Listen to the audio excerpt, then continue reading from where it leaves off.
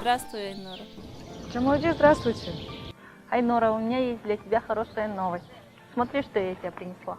Я узнала, что у нас открыли центр бесплатной юридической помощи. Может, обратишься к ним, чтобы они тебе помогли истребовать алименты. Все-таки 2-й год прошел, а самой содержать 3 детей очень сложно. Джамалджи, адвокату нужно заплатить, а у меня денег еле на еду хватает, сами знаете. Айнура, они консультируют и помогают абсолютно бесплатно. Тебе не надо ничего платить.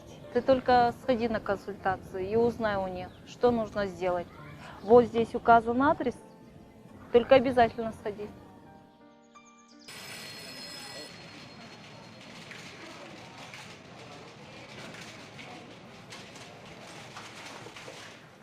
Здравствуйте. Чем могу помочь?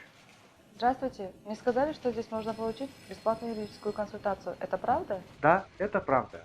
Присаживайтесь, я объясню ваши права. В Кыргызстане с 2016 года действует закон о гарантированной государством бесплатной юридической помощи.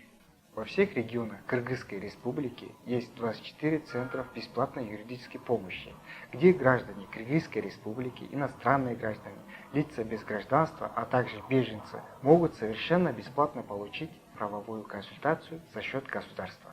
Если дело дойдет до судебного разбирательства и у вас нет денег на адвоката, мы можем предоставить вам адвоката, который будет защищать ваши права бесплатно. Право на получение квалифицированной юридической помощи в сфере уголовного, гражданского и административного судопроизводства предоставляется истцам, ответчикам, подозреваемым, обвиняемым, подсудимым, осужденным, оправданным, потерпевшим, несовершеннолетним свидетелям, годовой доход которых не превышает 60-кратного размера минимальной зарплаты. Без учета годового дохода юридическая помощь предоставляется лицам в случаях задержания, подозреваемым, обвиняемым, подсудимым в совершении особо тяжких преступлений, лицам с 1-й и 2-й группой инвалидности, лицам, страдающим психическими заболеваниями, ветеранам Великой Отечественной войны, несовершеннолетним и их родителям, одиноким матерям, лицам, воспитывающим несовершеннолетних детей без матери, военнослужащим срочной службы, престарелым, проживающим в домах-интернатах. В иных случаях. Поэтому не переживайте, реши ваш вопрос.